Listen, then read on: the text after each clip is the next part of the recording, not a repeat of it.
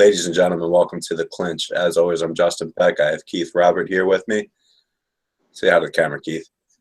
Hello. My thing doesn't say on here. You sure it's going?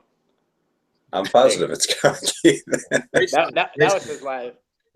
Great start. We're off to a great start. All right, excellent. And we have David Chicken Farm Stewart, who's finally on Facebook, everybody. He's on Facebook just to be in sports talk, talk MMA with us. We had Kurt Smith on last week. Kurt did an excellent job. Great guest.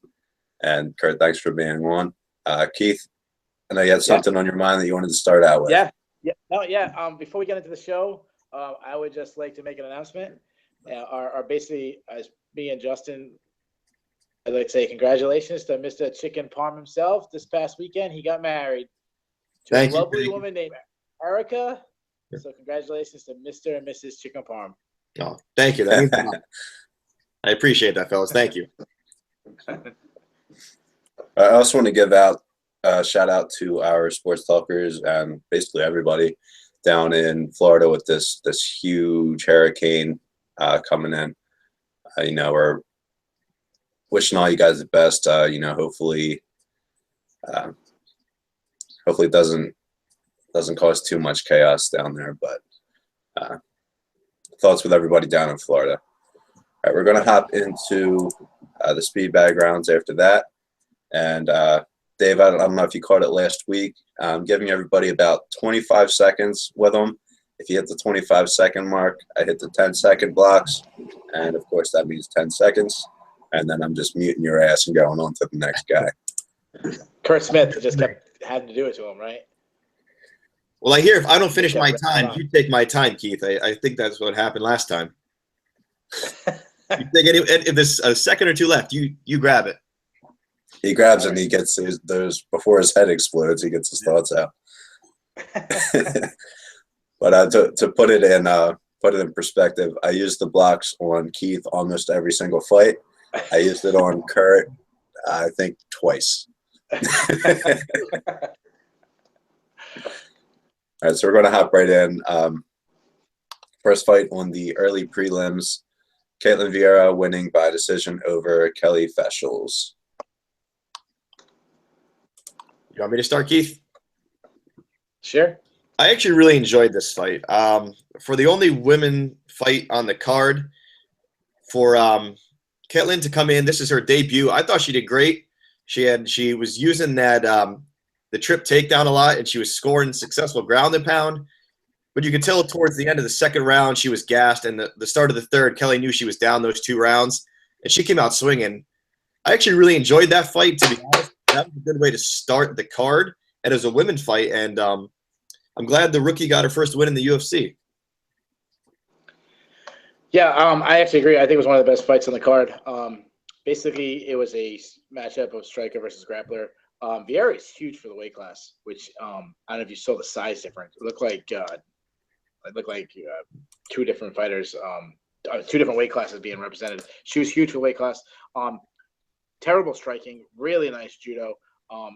Women's MMA is still way behind men's MMA, so the judo background is enough to become a title contender.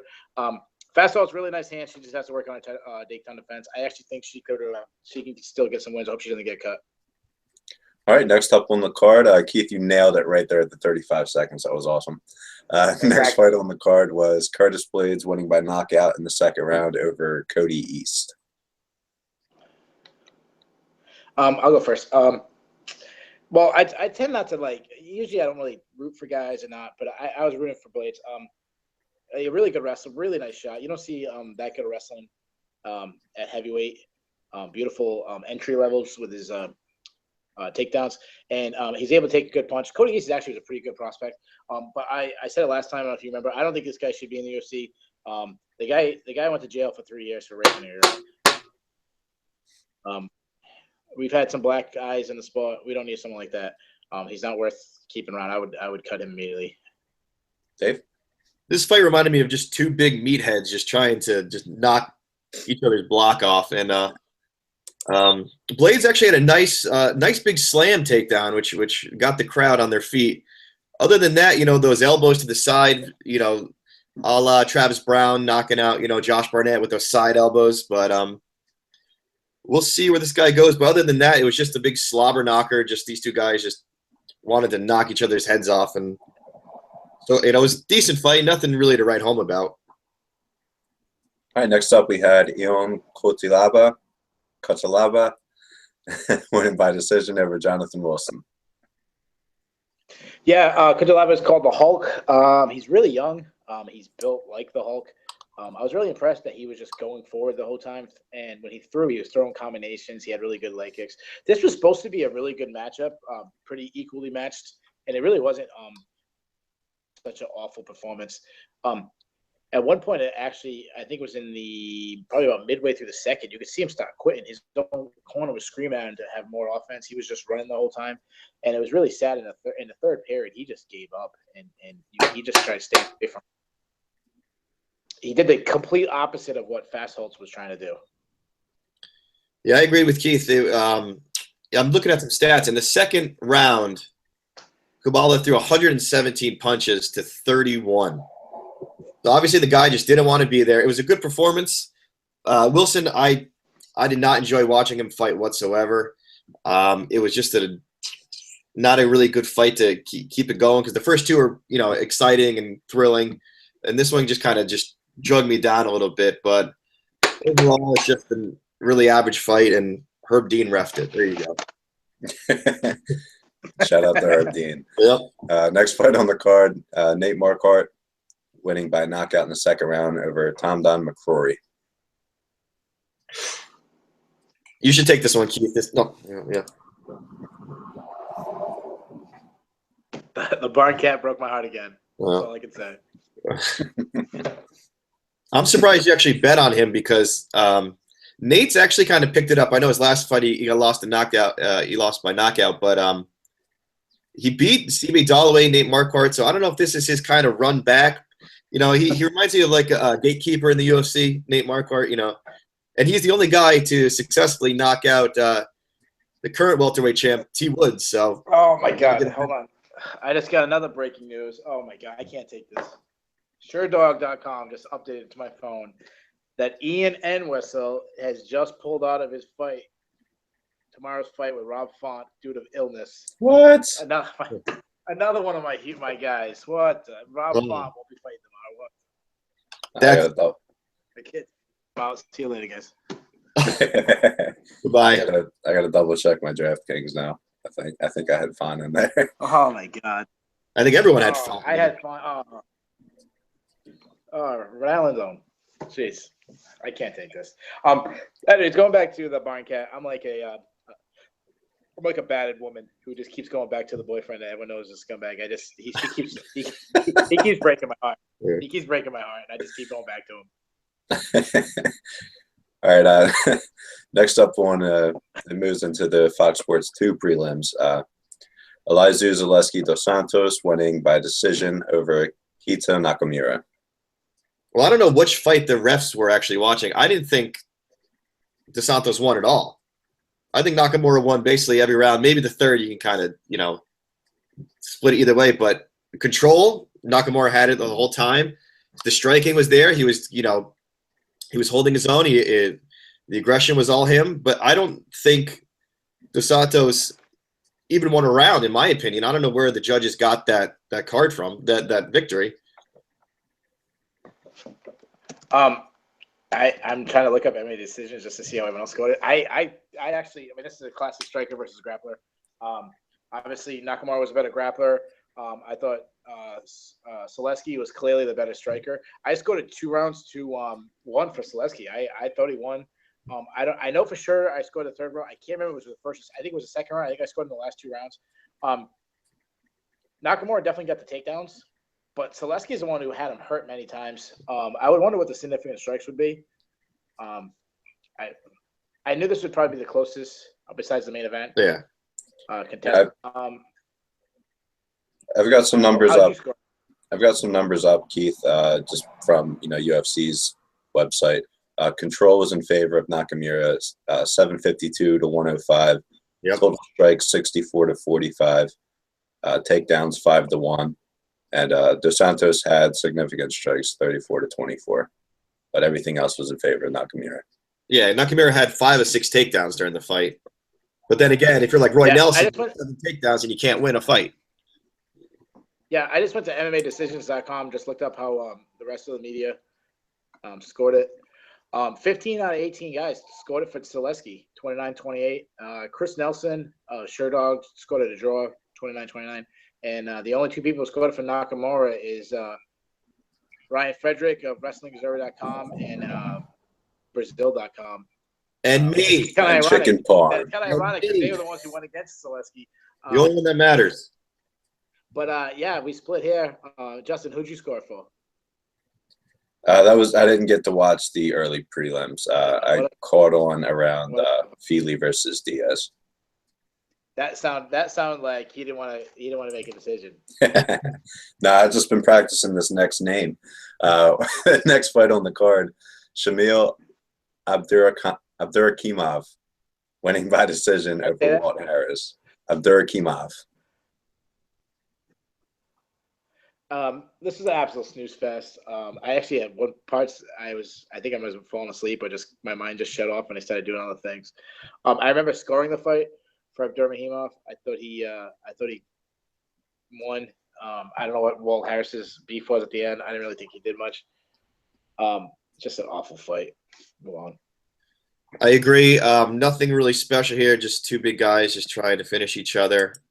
And I don't even want to use my time. I'd rather go to the next fight, so you can just keep on going with next fight, winner by decision. Andre Feely winning by decision over Hakron Diaz. I thought this was actually a really good fight. Now, Feely's been in there with some pretty named guys. He's been in there with Holloway. He's been in there with Yair Rodriguez. So he's been in there with some top-level fighters, and he had him rocked in the first round. I thought he was going to finish him right there if he just landed a few more cleaner shots when he was on the ground. But overall, I thought it was a really good fight to watch, and I'm glad that Feely got the win. And other than that, I'm curious to see what Keith has to say about this fight. Yeah, what a performance by Andre Feely. He was a pretty big underdog in this fight. And Hakron Diaz, I think he was pretty close to breaking into our top 10. Andre Feely, this is the best I've seen him. Against a pretty tough style matchup, being that Hakron Diaz is a really good ground fighter. One thing I noticed was how well it improved his footwork looked. He was using that Dominic Cruz style in and out, side to side. He kept keeping him guessing. I think he might have stuffed every single one, almost everyone. The times it did hit the ground, he was getting reversals. Against a really high level BJJ guy. And what a beautiful, I don't know if you remember, at one point he had a nice lat drop. They were chest to chest. He did this lateral drop, they call it wrestling. Really good performance by Andre Feely. This guy was a pretty hyped up prospect. That it seems like maybe finally he's turning the corner. Yeah, for a stat here, Diaz was 4 for 13 on takedowns, so you couldn't get anything going. Yeah, and even when he got the takedowns, he was getting reversed. Yeah. Yeah, no, it was definitely a very good fight for Feely to hopefully get his career back on track. We move on to the last fight on the – what's that? I was going to say, I actually thought Feely's performance against Hakron Diaz was more impressive than Cub Swanson's performance. All right, then we hop into the last fight on the Fox Sports 2 prelims. Henrique da Silva winning by submission in the second round over Joaquim Christensen. Yeah, I'll take this first. Da Silva is this lightweight, obviously light heavyweight prospect that they're trying to promote, and he looks good. He's every obstacle they put in front of him so far, he's been able to get over him. Christensen was take this fight a little short notice. He was his first debut, but this is what a guy that's a big prospect should do against a guy debuting. Silva's got really nice striking. I was really impressed his striking in the pocket. It seemed like he was landing with pretty good precision. He was pressing the fight, going forward. He really used his kicks, going to legs and to the body. And really nice submission to finish off. I like Da Silva. Yeah, I agree with you. Excellent performance from somebody that you want to see, that you're trying to put money and effort into from the USC. So you're trying to build around, could be a prospect, and a great performance. I love the aggression that he came out with, and he was able to actually secure the win which is usually tough for people that UFC is trying to ride behind. It's usually tough for them actually to finish a fight, but this guy did it with a nice submission. And other than that, it was a decent way to start the main event card, getting a nice submission, so it leads into the big Fox Sports 1 card. All right, and hopping right into that Fox Sports card. Talk about starting out with a bang. Brandon Moreno winning by submission in the first round over Smolka. This is the reason why I think everyone lost in DraftKings around the world. I took Smolka. We talked off here a little bit. With Keith was saying that Smolka was an up and comer. Like he was, he had a very good performance to get Patty Holohan. He looked great. His ground game was awesome. But this is what MMA is. It's anybody could win at any time. I don't know if he was a 5-1 underdog, Moreno, but he looked great on the ground, and he sunk in that guillotine choke. Smolka did try to fight it a couple times, but he kept repositioning himself. And then once he got him up against the cage, it was tough to really see him tap from the angle. But I mean, obviously he did tap, but it was one single tap, and then the ref didn't see it. Yeah, so it was kind of like obviously he did tap because he didn't really contest it, but really good fight to start off the card. Yeah, I mean, what a great performance. Smolka was a guy that we had ranked for Sports Talk rankings, which is coming up a week from today. I think we had him 9th or 10th. Like he was one of the few guys on this card that was ranked in our top 10. He's got it all. He's got good striking, good wrestling. His best part of his game is scrambles. Paper. This was the no-brainer pick on DraftKings, the free money. I want to say he was the biggest favorite on the entire card. I'm not quite sure, but I think he might have been. But usually when guys make their UFC debuts, they do two things. They either come out and they want to make an impression, they come out guns blazing, or they do the opposite where they're tentative. And Moreno wasn't tentative. He came out guns blazing. He was throwing bombs. He landed a couple of them. He had a nice takedown. And then Smolka's best part of his game is scrambles, is getting positions and scrambles. That's how he beat Houlihan.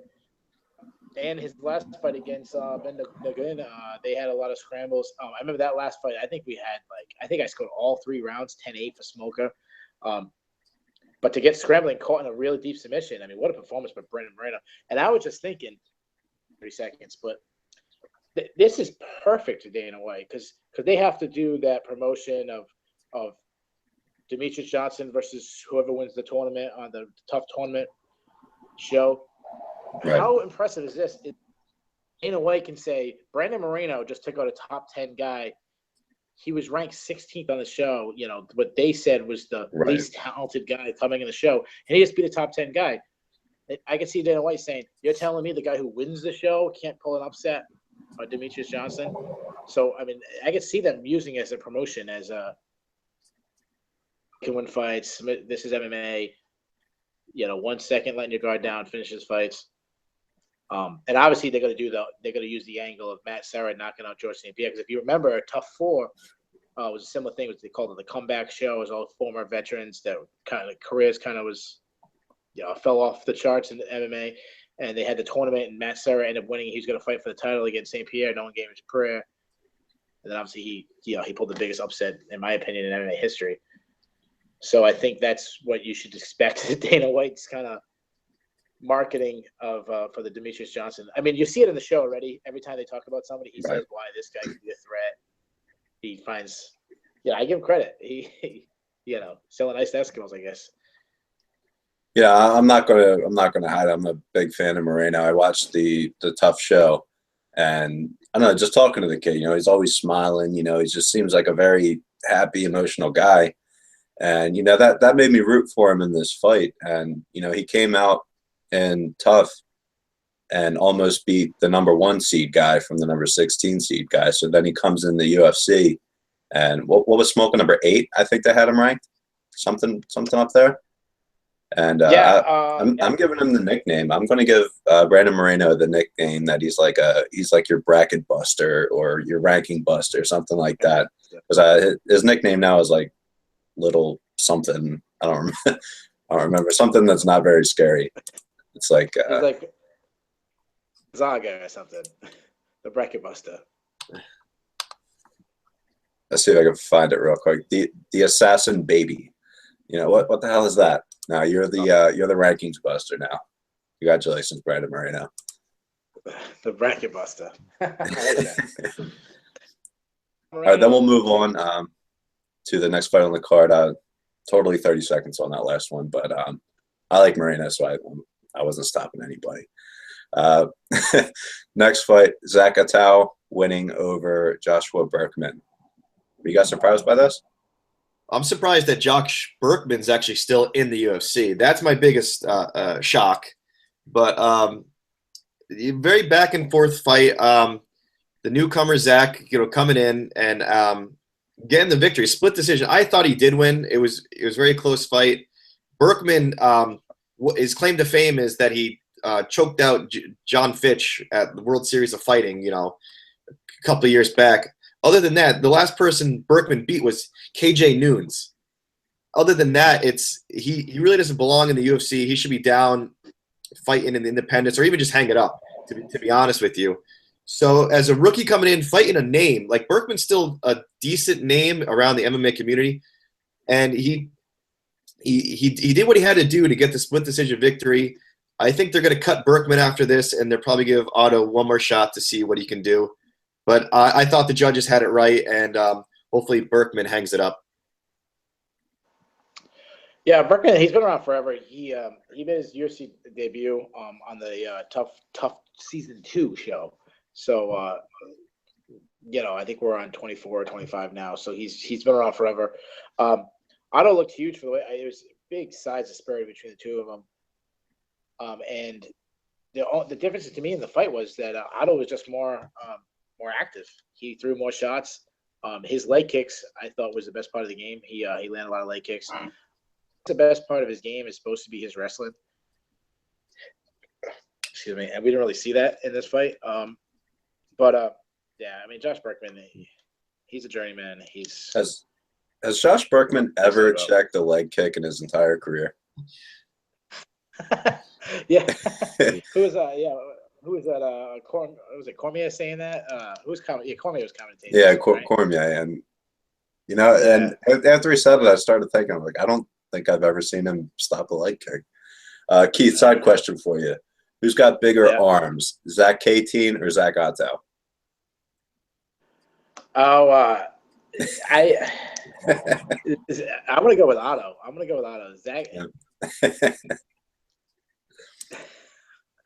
You know what? I'll go with Zach Creatine, just in case I might be more likely to run into him one day.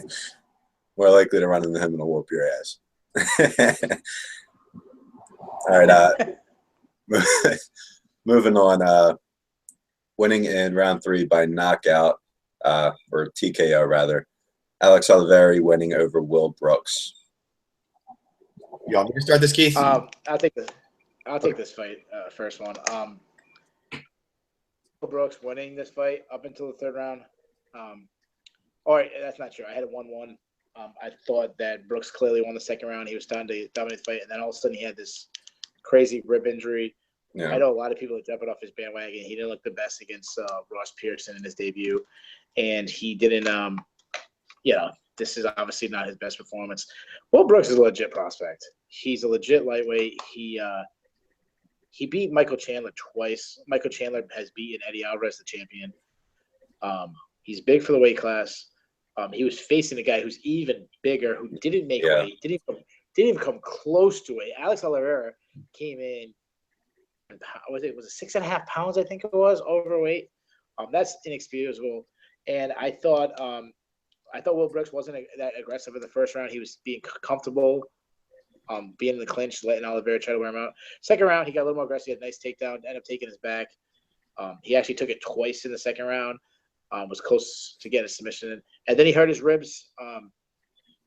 You could see it. They were talking about it. He came out in the 3rd round. He pretty much, that was the end of it. I know some people will. I've never had a serious rib injuries, but I've seen it in MMA a lot. Being used to BJ Penn was pretty much winning the fight. Ended up getting the rib injury, which helped Matt Hughes take over. I think that's what kind of happened in this. Alex Oliveira, what a dickhead. Like, I don't know what else to say. He to come in at 6.5 pounds overweight and then stop. You win the fight because the guy gets hurt, then you start flipping him off and Yeah. But Yeah. I mean, because the guy was upset that you missed weight. Yeah, I've caught weight for wrestling. It sucks. I mean, you got to go through all this stuff to get you down to weight, and then this guy's going to miss it. That day of cutting weight is absolute torture. And you put yourself through it, and you step on the scale, and then you realize this guy didn't torture himself like you had to. What a dick. Will Brooks they never mention which organization. They'd always say he's a champion from another organization. Obviously, that organization is Bellator. And he was the king over there. Like Keith was saying, he's the only guy to ever defeat Michael Chandler that wasn't a decision. And that's saying something. He beat him twice in a row. If I was Brooks, looking back at it now, I would not even have taken this fight. You, as a fighter, your word is your bond, and you say, I can make this weight. That's like a contract right there. He came in, I think either 5 or 6 pounds overweight. Right there, you should be like, no, this is a business, so I have to take care of myself. Oliveira was huge already coming in. I know Will Brooks didn't look that great against Pearson, but then again, maybe you're going from the lightweights. You go from Bellator to UFC, which maybe Keith knows. If he's the biggest star from Bellator to go to the UFC, I know everyone's going UFC to Bellator. I couldn't think of anyone off the top of my head, but Brooks was a name. He's a champion. He defended it a couple times. Yeah. In the fight, he looked great. The takedowns for Oliveira, each of them had decent takedowns, but then once the rib injury happened, it was all over.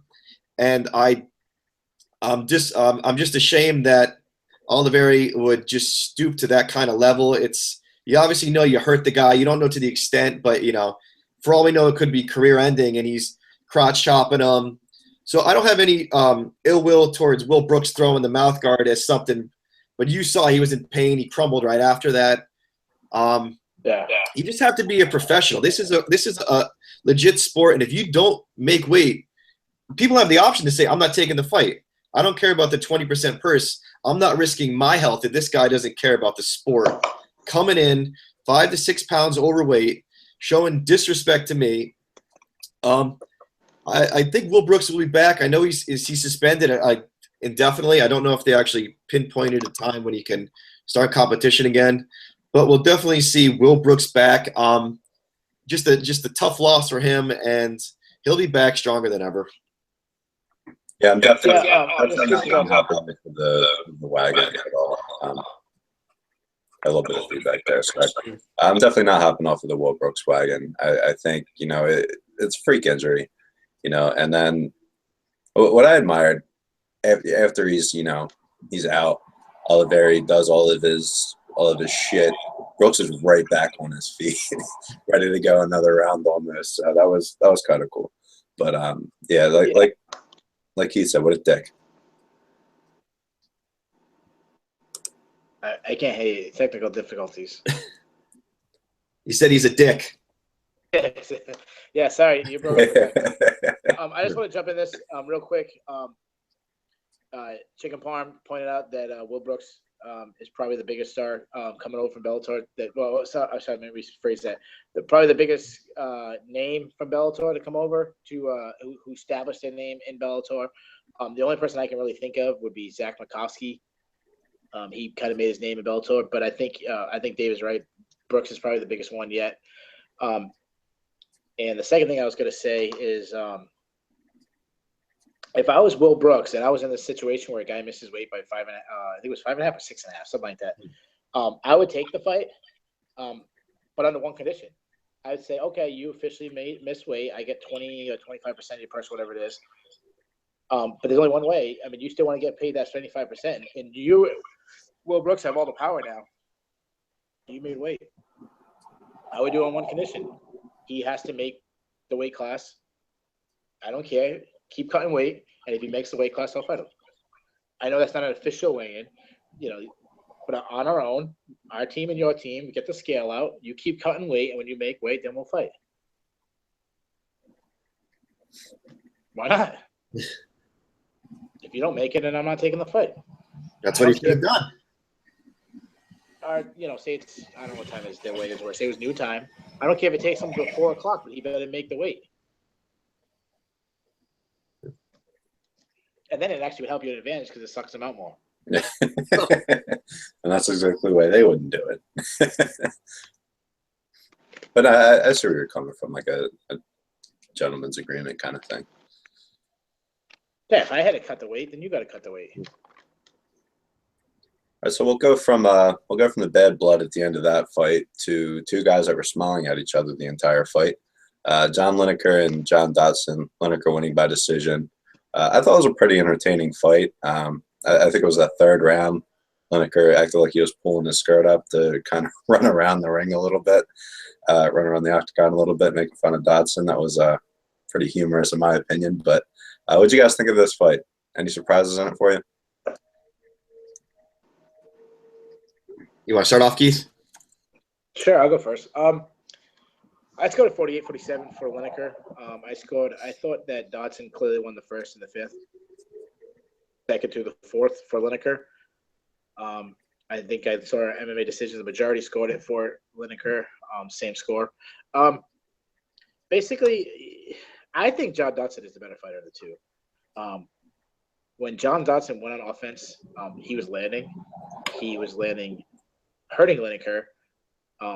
The problem is he just was not. He didn't go on offense enough. I thought he was running too much.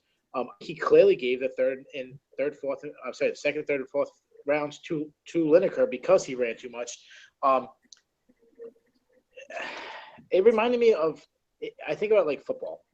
Lineker was Dodson was showing off his speed advantage. It seemed like he was like almost showing off about it, and like, oh, look, you can't hit me. You swing at air.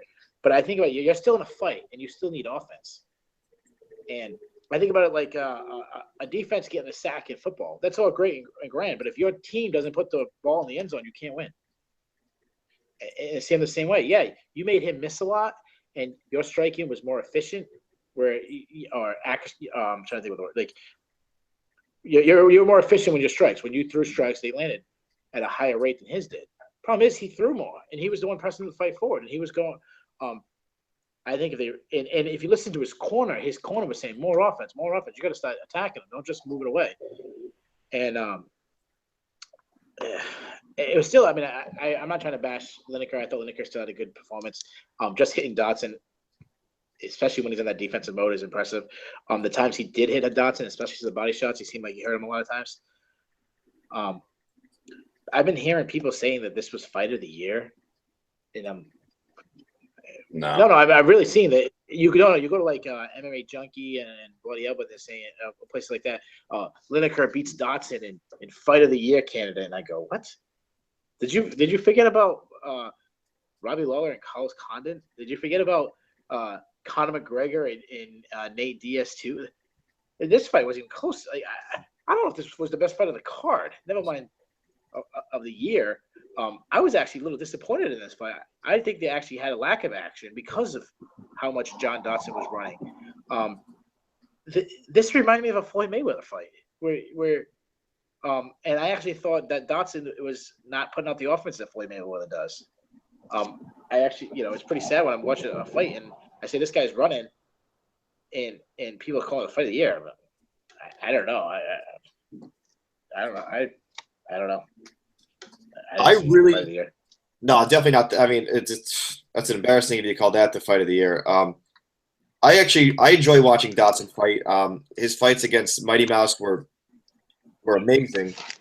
He almost held his own with Mighty. He dropped him in the first fight once or twice, I can't remember, but he's held his own with the pound for pound #1 in the world, and that's amazing. Dodson fought him twice.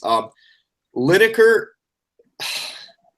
I like watching. Lineker's on a good tear now, but I'm going to go back to him in a second. Just want to finish up with this. This fight just made me mad where the engagement from Dodson was just not there, in my opinion. He was saying, oh, Lineker looked like Frankenstein coming out. if he looked like Frankenstein, then why couldn't you finish him? If you kept tagging him like you were, his face was bloodied up. Where's your killer instinct to get in there? Because this could be the next. This could be the win that you fight Demetrius again. Because obviously you guys are both you're both ranked. I know Dotson I think was 10, and I can't remember what Lineker was. It's maybe like 7 or something. But with Dotson, it's like you've been in there with the best, and if you say Lineker's not the best, you should be able to easily hand him maybe a second round TKO. But you're running. You're just running around, and you're just not being the aggressor and everything with that. But my problem with Lineker is when he won and when he called out Dominic Cruz, Lineker has missed weight 5 times in his UFC career. How could he keep demanding this title shot when he can't make the weight? I don't understand. If this is the same thing with Oliveira, it's a contract. I think if he actually did fight Cruz and Lineker didn't make the weight, I think the fight would be off. I think Cruz would say, no, I'm not fighting you.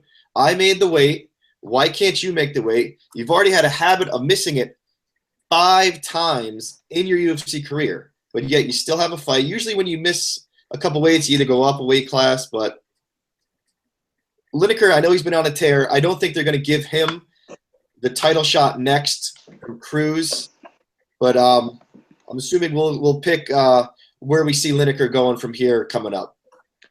Yeah, real quick before we get to that, I just wanted to point out what I was searching for, just so I don't sound crazy. One of the articles I read is written by Matt Erickson, who's a really good writer for MMA. I mean, everyone on MMA Junkie is great writers. So that's why I was really surprised that his headline is UFC Fight Night 96 results. John Lineker tops John Dotson by split in Fight of the Year contender. Yeah, I'll say at least he put the word contender in there. He didn't just straight up say it. You know, at least he has that to fall back on. But no way, dude. No way. Like you said, did you forget about Diaz McGregor too? Did you forget about Condit versus Robbie Lawler? They're my top runners. The one moment I liked during this fight, which didn't even happen in the fight, is when at the end Bruce Buffer. It's nerve-wracking because both your names are John, and when he said the John first, it was like you're like, oh, you know. But then once he went Lineker, it was just like I thought that was kind of comical because it was he did the John and then he took a beat and then he did like a little pause. The nickname, yeah. Bruce Buffer is great. I love Bruce Buffer. All right, so after that, what do you guys do with Lineker next? I don't give him the title shot. He can't make he can't make the weight. There's only I would either give him Rivera or I think Rivera would probably be the best fight because they're both ranked within the top 5 in the rankings. That's the only fight I can maybe really see, or even maybe Dillashaw. But I think Dillashaw would destroy him. The Rivera fight could be close because I know Rivera did he beat Faber, but then again, Time's beating Faber as we speak. Yeah. So I wouldn't give him the title shot until he can prove he can make weight on a regular basis. That's because if he misses weight, the title shot's off. Because Cruz would never admit to it. You're a half pound over. Screw you. I'm not fighting you. Kiss your title shot goodbye. So I'd say Dillashaw or Jimmy Rivera as my 2 for who they could potentially match up, or maybe even Cody Garbrandt. You know, but that's taking a step back. The biggest issue is with him is that he missed weight again. That's the 5th time in his career. He missed it 4 times at flyweight. Is the reason why he went up to bantamweight. I guess reports are saying that he actually made weight beforehand, was actually underweight hours before, kind of recalculated wrong or something, and that then missed weight. I mean, he only missed it by a half a pound, but he still missed it. What I would do with him, I like the Jimmy Rivera matchup. I think that makes a lot of sense. I originally didn't think of it, but stylistically, I think it's a really good 2 guys who have come from a boxing background, 2 guys who come forward. I'd really like to see who would press that fight. Dave said that TJ Dillashaw would wreck him. I would definitely take TJ Dillashaw to win. I would expect him to be favored. But I don't think anybody wrecks John Lineker. I think you watch his fight against Francisco Rivera. Rivera's a huge bantamweight, hits extremely hard. Hit Lineker with huge shots, and Lineker just ate him, just kept going forward. What makes most sense to me is I think TJ Dillashaw deserves a title title match against Dominic Cruz. I know that Fox event coming up in December. I think that we could be a good main event for a free Fox show, and I think a match between John Lineker and Cody Garbrandt on the same card would make a lot of sense. But yeah, I also like the Rivera fight. That makes a lot of sense. I know Dana White has been talking about Junior Assunção as a I'm sorry, not Junior, Rafael Assunção as a possible opponent. That makes sense. Assunção's coming off a loss. As for Lineker, as he's not as big a name as like Garbrandt or Jimmy Rivera, even though he's ranked probably ranked higher than those guys, just doesn't have the drawing attention. But I've said for a long time now, 135 is probably my favorite weight class right now. There's so many guys. So there's a lot of, and I know you, Justin, probably love the Jimmy Rivera fight. Oh yeah, I think he's up to number 4 now on UFC's rankings. It's a hell of a Is it leap. Jimmy Rivera? Yeah. Yeah. Well, who cares about UFC's rankings? Only Sport Talk rankings, man.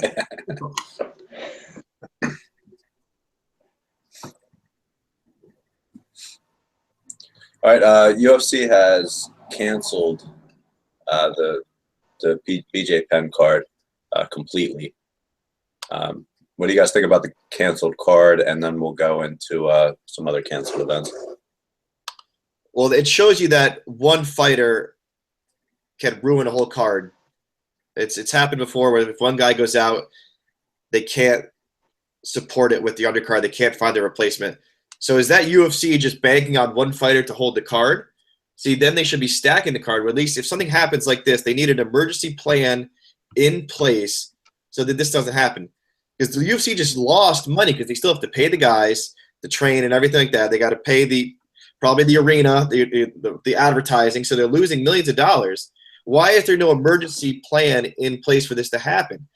You always have to make 2 main events, basically. You have the main event, you have the co-main event. So if the main event happens to go down like it did, you need that the main event steps right up. I don't know what the main event was. I think Derek Lewis was fighting on the card. Other than that, Yeah, versus that's embarrassing. As the main event. So I'm glad they did cancel it. I feel like Penn would have been a good fight, but I feel like Penn would have got hurt, and then I think he would have retired again, which was my prediction for something that would happen at the end of the year, which he would retire again. I'm happy it did get canceled. The card was not stacked at all. I am disappointed that Sam Alvey fight got canceled. I really enjoy watching him fight, but it's just this thing's happened, so UFC just lost money. Well, I'm never okay with them canceling fights. I know, like a lot of people have been saying, it's not the best card. You know what? I watch fights on Saturday. That's what I do. Now, next Saturday, I don't have fights to watch, so I'm disappointed about that. I'd rather watch crappy fights than a good college football game. You know, the BJ Penn situation. It just seems like it's not meant for him to return. This is the 3rd time one of his fights have been canceled. The first one, or his return, has been canceled, delayed. The first one was he was the most controversial. He was accused of rape allegations, end up being false, but that delayed it. Then the second, I think that was when he was going to fight. He wanted Cole Nick Miller. Lentz. I know he wanted Nick Lentz for a while, but Nick Lentz didn't want to take it because he had too many demands.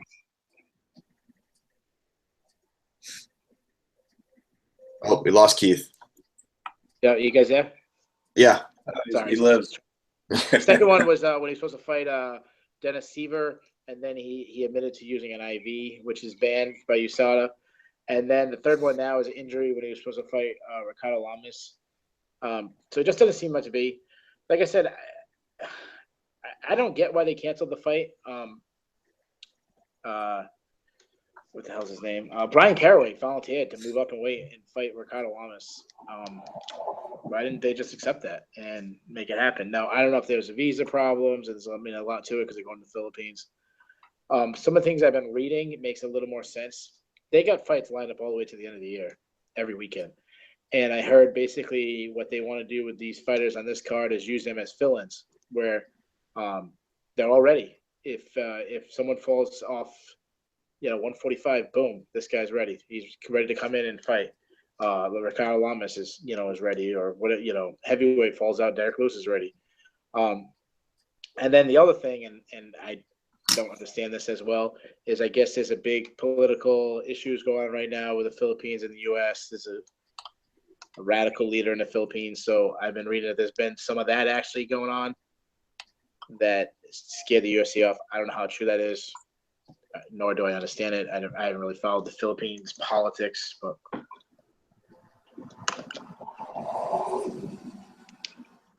Yeah, I'm looking at some of the fights on the card. The only other good one I see was Bagatinov versus Hiraguchi at flyweight. That was a pretty good one. Other than that, it's Cole Miller's fighting Sam Alvey. It's just really just a lot of no-name guys, unless you're a hardcore fan.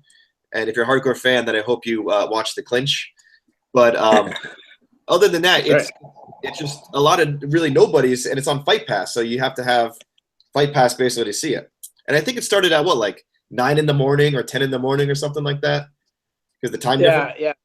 Yeah. By the time the main event would have gone off, would have been like close to 2 or 3 o'clock in the afternoon.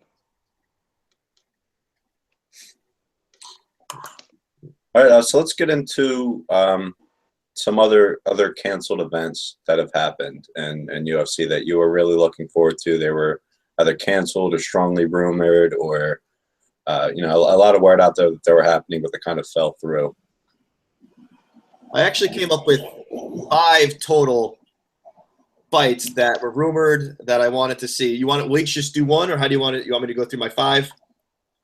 Go ahead, do all 5. Okay. UFC 151, Bones Hendo.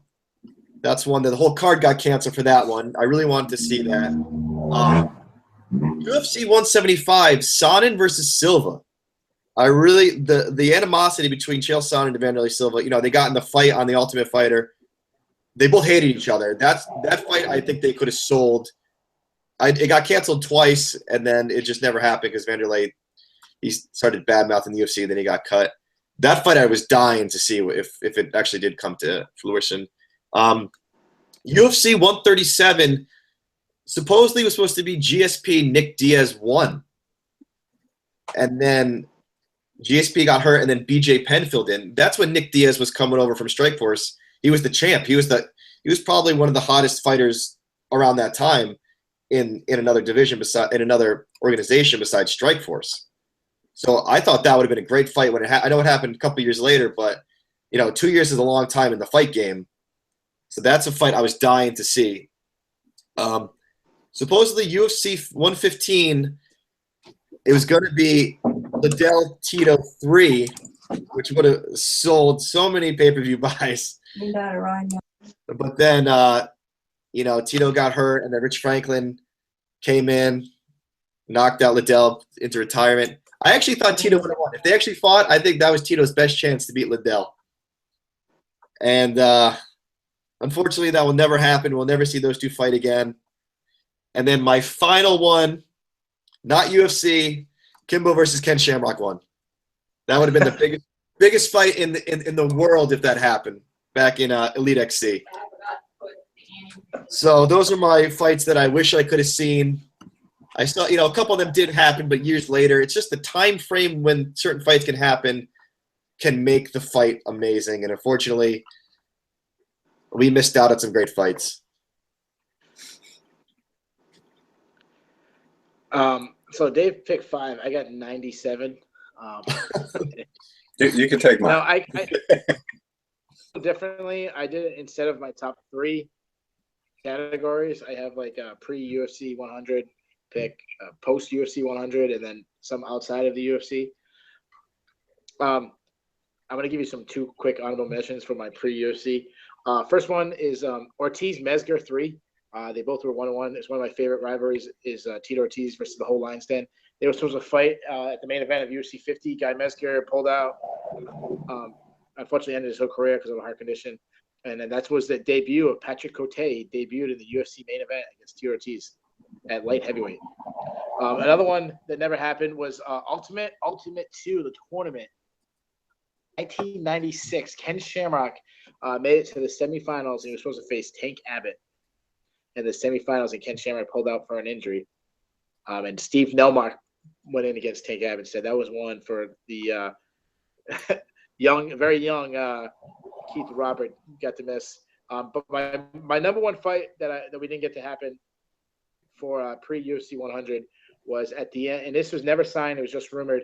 At the end of UFC 49, when Randy Couture beat Vitor Belfort for the belt, at that point, Pride and UFC were making negotiations, and Vanderlei Silva actually came in the ring, and they announced that Vanderlei Silva and Randy Couture was going to fight each other. And then, obviously, that never happened. Vitor Belfort was the Pride champion at that time. Post-UFC, I'm going to do this real quick. I got a couple honorable mentions. UFC 200, John Jones, Daniel Cormier 2. Sucks that we didn't get to see that. Kind of basically ruined the whole UFC 200. One that was announced and was canceled about a week later is Robbie Lawler, Donald Cerrone at UFC 205. I know everybody was excited for that one. Happened. Conor McGregor, Rafael Dos Anjos, UFC 196. Keith, you just took my 3 directly, all 3 right in a row. Oh, really? All right. I should let you go first. That was my 3. You know, I'm newer to it, so you know. that's actually hilarious. Sorry. I should have left. Yeah, no, just take off. Me and Dave got this. Yeah, I'll be back. My one that didn't happen. It's a shame at the time. Dominic Cruz, Renan Barão, to unite the titles. Dominic Cruz pulled out with a groin injury again.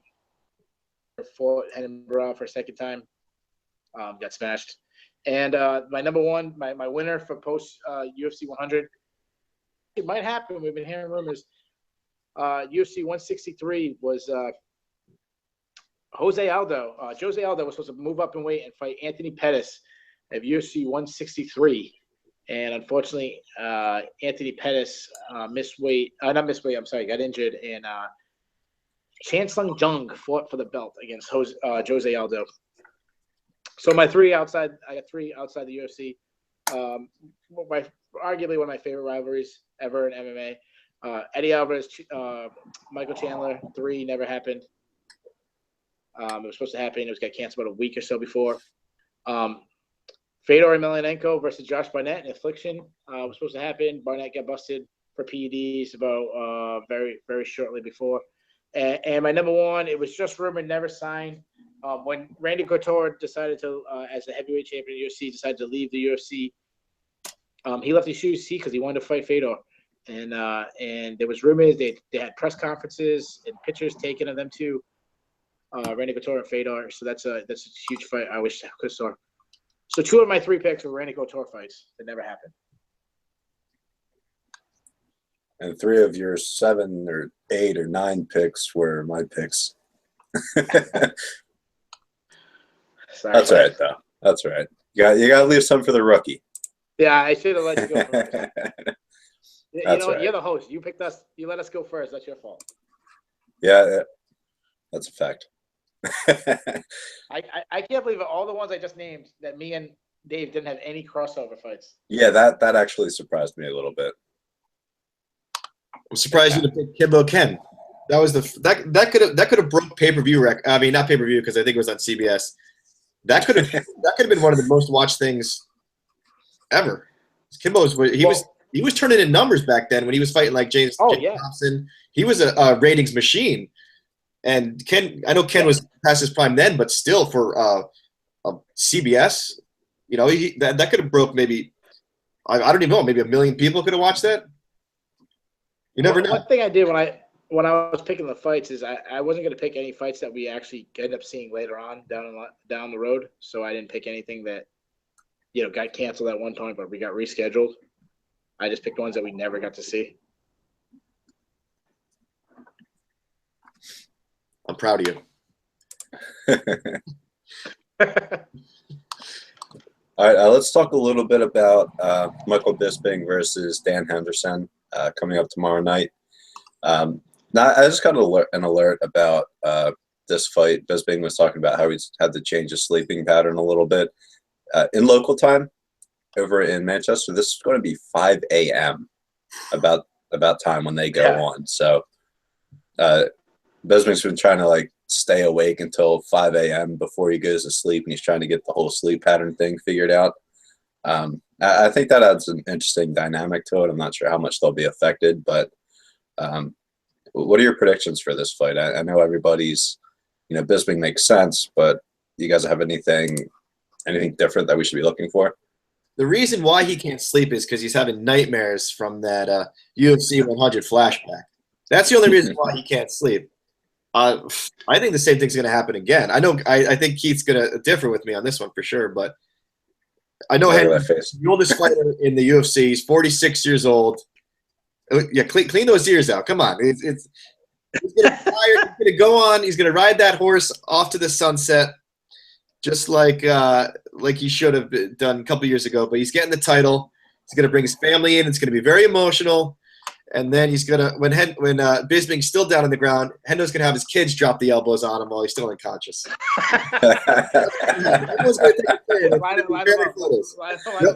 Line him up, and then it'll be the best thing to happen ever. That's what everyone definitely wants to see.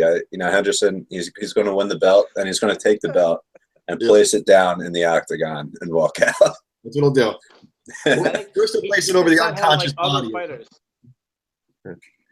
Fighters from the back come out and start dropping elbows one after another. One at a time. Just form a line. So I'm gonna do two predictions for this fight. I'm gonna predict Michael Bisping win. One I'm gonna pick Dan Henderson's gonna win. So either way, I'm okay. How the hell does that work? No, no. I am gonna make two predictions for this fight. I'll tell you. You'll get my second prediction. Going back to the time difference. I didn't really understand. I really feel bad for the people in England. You can train yourself to stay up at 5 o'clock in the morning. It's still going to be hard to get into a fight. They used to do fights in England, and when they came, they would just be viewed at normal pay-per-view times for England, and it would be viewed at 3 in the afternoon our time. And then you could watch the pay-per-view at 3 in the afternoon, or you could watch it later on at 10 and have a replay. Most of the bars would show the 10 o'clock time. There'd be a couple bars that would show them at 3, and me and my friends would go to the 3 o'clock time. Anyways, I'm taking Bisping. I think he wins pretty easily. I'm rooting for Henderson. I think everybody on planet is rooting for Henderson. I mean, what a fantastic career. I wrote about it yesterday in my fighter of the week. I picked Dan Henderson, kind of as my tribute piece to him. I want him to win, but Bisping's faster. If you go back to the first fight, before Henderson knocked him out, now obviously Michael Bisping was winning. He was pretty much connecting with the leg kicks. He has much better leg kicks now. He definitely using more of an in and out speed to his game that he didn't have before. And one different thing is he really has a lot more power.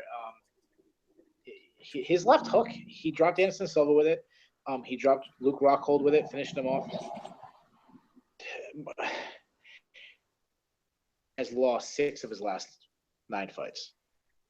So that's why I don't expect him to win. He got knocked out by Vitor Belfort twice and Gegard Mousasi during this time. Hector Lombard, every time Hector Lombard connected, Dan Henderson was doing the ice skating moves. His legs aren't there anymore. I'm predicting Michael Bisping wins by second round knockout. I think he's going to slowly pick him out and eventually land a big shot, take him out second. But I wouldn't even be surprised if he takes him out in the first. My second prediction, and this is more just for fun. Michael Bisping is 37 years old. He has 36 fights in his career. He's got 26 fights in the UFC. If he beats Dan Henderson on Saturday, he'll have sole possession of most wins in the history of the UFC. He's made millions of dollars. He's got his Fox Sports job. He could work for the UFC. He could commentate. Fill in for Dan Hardy, who's supposedly making a comeback. He could be doing the fights in Europe and stuff. And this is in England. So I think I'm making a prediction that I think 2 careers end Saturday night. I think that Dan Henderson, who already is announcing that he's retired, I think Michael Bisping retire. Why wouldn't you retire when you defend the belt in your home country against probably your biggest rival and you're avenging probably your most humiliating loss? And I think he's going to win by knockout. So I'm going to predict that Michael Bisping is also going to retire that night and shock everybody. You heard it here. When it happens, you heard it here first. That's my bold prediction. If you're right, I'll buy you a T-shirt. A Barn Cat T-shirt? No, Brock Lesnar T-shirt. We get him Dave will get him a Suplex City T-shirt. Good. Exit here. We'll do that one.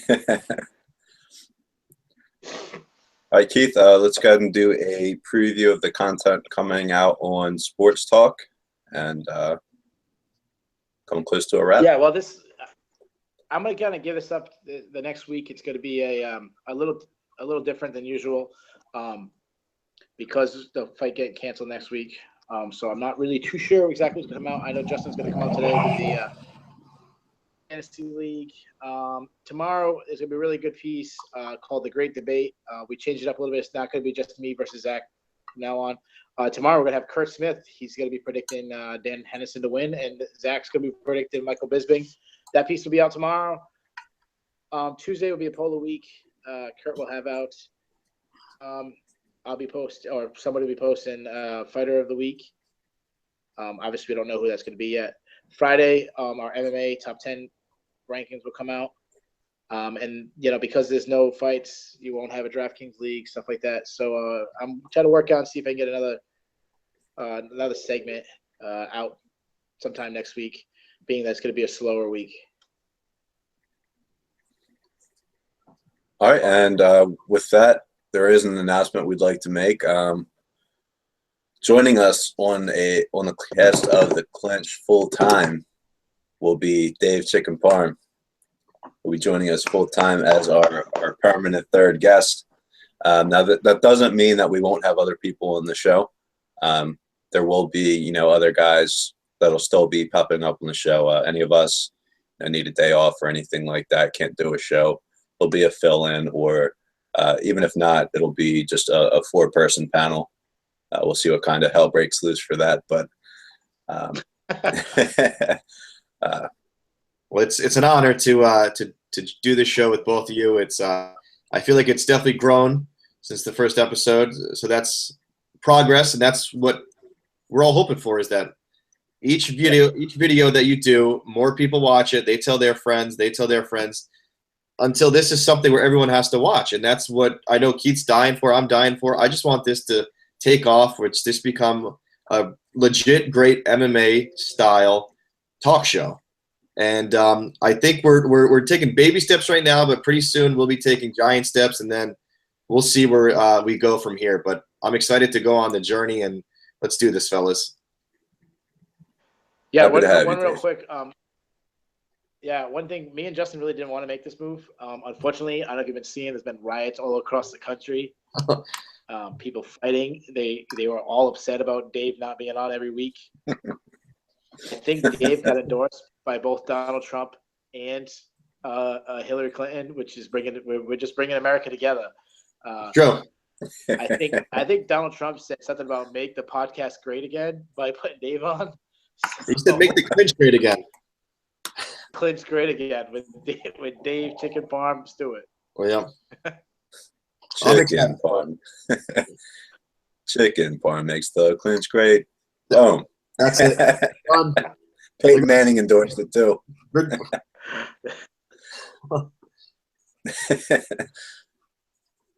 fun. All right, well, that's it for the show today, guys. Excellent job. These are getting more and more fun as I'm, getting more and more familiar with these fighters. So I'm definitely enjoying this, guys.